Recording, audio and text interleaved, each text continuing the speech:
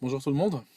Il y a quelques jours, la ville de Boston a connu un attentat terroriste. Une explosion a tué 3 personnes et elle a blessé plusieurs dizaines, presque 200 personnes, dont beaucoup ont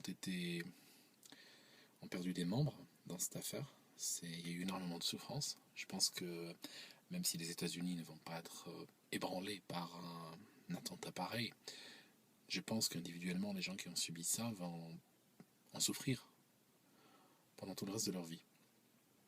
Et ça m'a rappelé, j'ai essayé de faire un parallèle, ça m'a rappelé un petit peu ce qui s'est passé à Toulouse l'année dernière, en France, quand il y a eu ce franco-maghrébin qui était parti à la chasse et a tué un certain nombre de personnes. Il savait que tôt ou tard il allait se faire attraper, il allait se faire tuer, mais ça ne l'a pas empêché d'agir. Un petit peu à l'image de ces jeunes qui ont commis cet attentat ici. Le plus jeune a 19 ans, et puis ils ont agi au vu au su de tout le monde. Ils ne se sont pas cachés, connaissant bien les États-Unis. Ils savaient qu'ils étaient dans un événement d'une certaine ampleur, qu'il y aurait des caméras, qu'il y aurait des appareils photo partout, et puis bien sûr, ce qui aurait dû arriver arriva, et il y en a un qui a été tué et un autre qui a été arrêté. Mais ça, ils le savaient. Ils étaient comme prêts à donner leur vie en échange de causer un maximum de souffrance. Alors, vous savez, personnellement, ça m'interpelle énormément ce genre d'événement, parce que, mettant que je suis arabe, je suis né en Algérie, j'ai grandi en Algérie, et puis j'ai immigré après.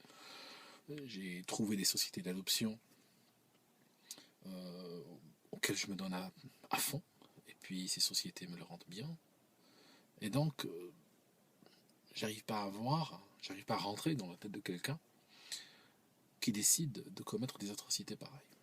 Quand on a 19 ans, on est un gamin, et je pense qu'on a d'autres rêves. On a plein de choses qu'on a envie de faire de sa vie que d'aller la détruire juste pour pouvoir emporter avec soi le maximum de monde.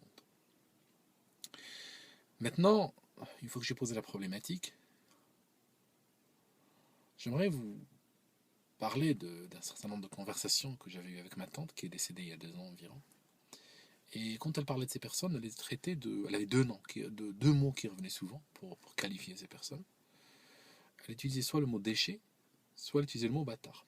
Alors bon, le mot déchet est insultant, il ne va pas faire avancer le débat ce soir, donc je ne vais pas l'utiliser. Par contre, le mot bâtard est très intéressant. Et le mot bâtard, il est souvent entendu comme une insulte, mais c'est une faute. C'est une faute de voir le mot bâtard comme une insulte. Parce que le mot bâtard est un mot technique qui a une signification très précise et qui peut nous aider ici à trouver des explications. En fait, le bâtard peut corriger la faute qui lui a donné naissance en se tuant. Son seul souci dans la vie, son plus grand souci, son plus grand malheur, même quand il ne le sait pas de manière très claire, est de corriger sa propre existence, qui est une faute. Ça signifie que c'est quelqu'un qui n'aurait jamais dû naître, qui n'aurait jamais dû exister. Que l'humanité se serait sentie mieux si ses parents ne lui avaient jamais donné naissance. Et le pire, c'est que, confusément ou inconsciemment, si vous voulez, il le sait. Et son objectif, donc, est de se détruire. C'est de faire comme un petit peu sur Windows ou sur une application Windows, comme vous faites CTRL Z, et vous annulez la dernière action. Donc lui, il veut annuler l'action. Et il souffre beaucoup. Il souffre beaucoup d'être là.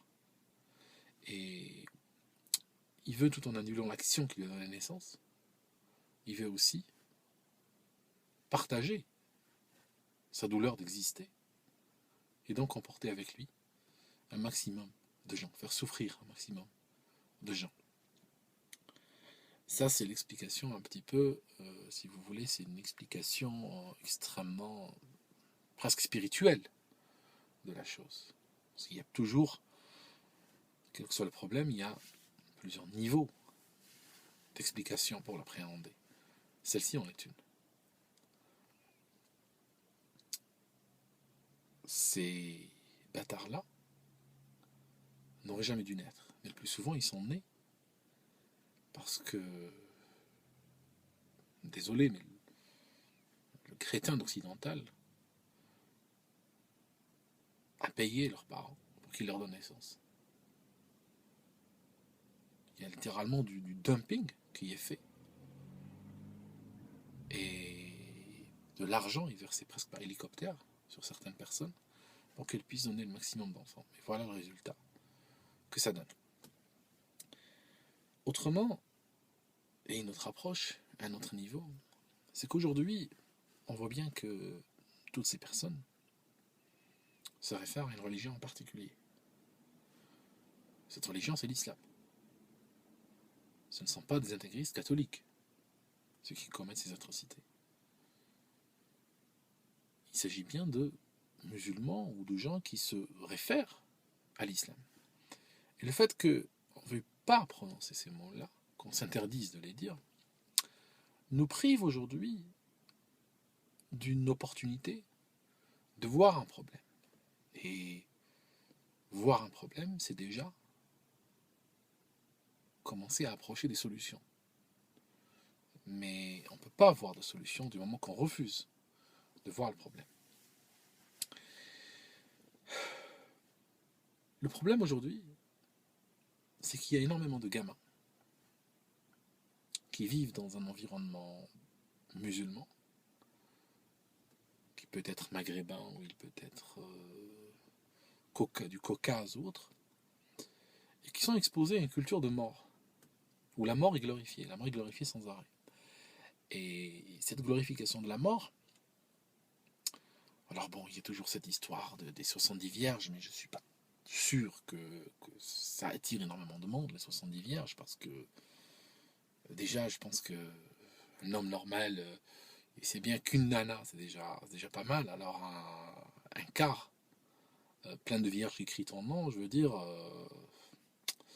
ouais, c'est un petit peu le cauchemar, hein, selon comment. Maintenant, il y a autre chose. Il y a la manière dont les gens qui commettent des actes de terrorisme sont glorifiés. La manière dont on en parle, la manière dont ils sont représentés dans les télévisions arabes, genre surtout les télévisions financées par le Qatar et des pays comme ça, dans la littérature, même à l'école.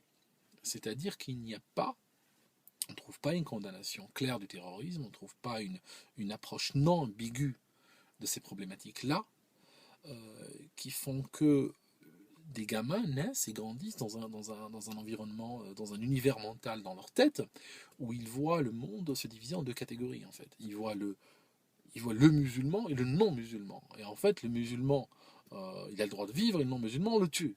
En fait, je suis en train de faire une approximation là. Je suis en train de faire une approximation, je reviens dessus. Oh. Bon, on n'a plus de lumière. Voilà, là on a de la lumière. Mais là on a le sang. Bon, d'accord, je mets la ceinture. Alors, en fait, ça va couper hein, dans ma réflexion. En fait, ce qui se passe, c'est que... Qu'est-ce que je disais? Je disais que... J'étais bien parti dans mon truc.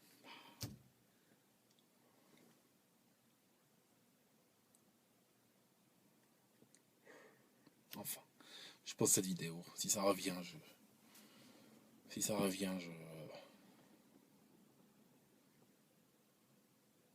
je réenregistre.